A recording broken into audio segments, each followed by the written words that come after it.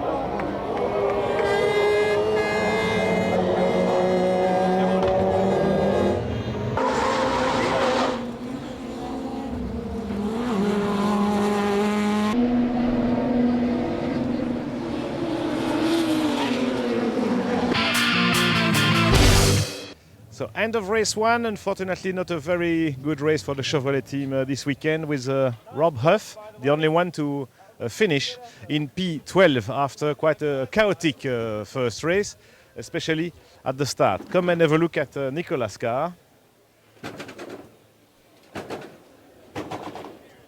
Nicola's car has been shot by Alessandro Zanardi's BMW, and he was just unable to complete that first race. Come and have a look on Alain's car now.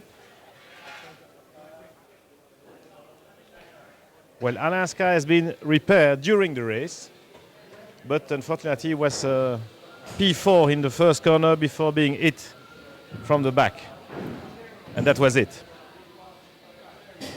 The only Chevrolet driver to finish in the leader lap today, Rob Huff, but only in P12, just a difficult race. Yeah, difficult weekend. Obviously, the weight ballast from last race in Sweden. But you know, here in OSCHERSLEBEN, it's always been very tough for us.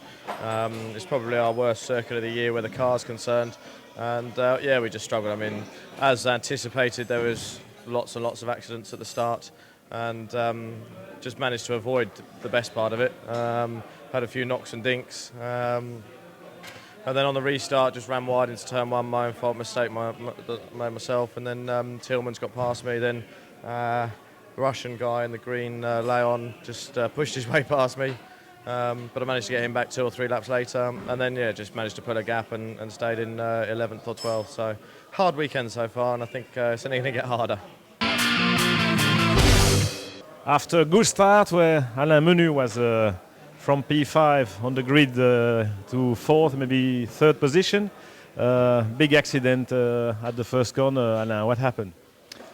Yeah, I mean, like you said, I had a good start. I was very careful not to hit Colchiago braking for turn 1.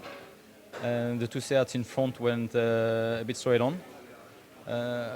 And then it started like pushing the back. I started getting hit, and anyway, then I went through corner 2, and in the middle of it I was clear, and suddenly I got I got a fairly big whack from behind, got sideways, was getting away with it, but then I got hit another time, and I think then a third time. So after that, the right rear suspension was bent, and that was that. But it's a shame because at that point I was in PS3.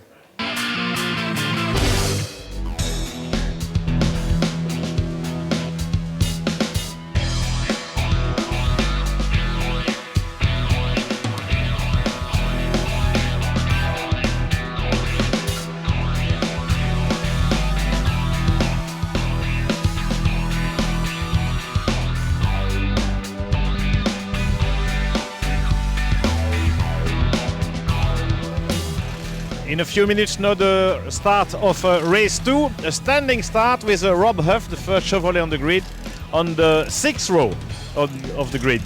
We have a little further back Alain Menu on row 9 and Nicolas Larini on row 11. Of course, it's going to be difficult to score points this afternoon, but let's see what happens. You never know in a WTCC race.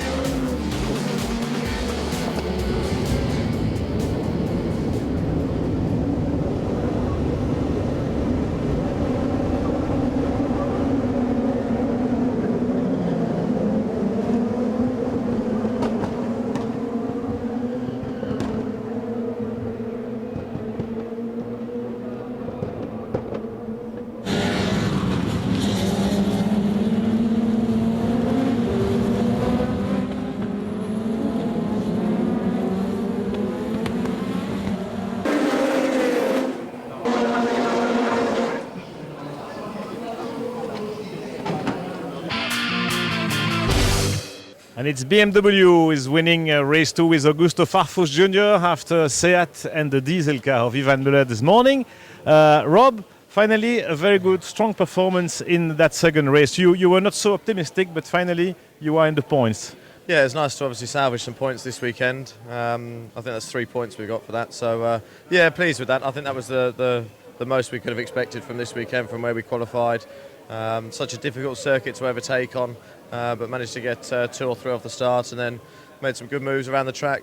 Really pleased with the way I drove, and the boys did a great job. We changed the car quite dramatically for the second race, and obviously it proved to work well for us.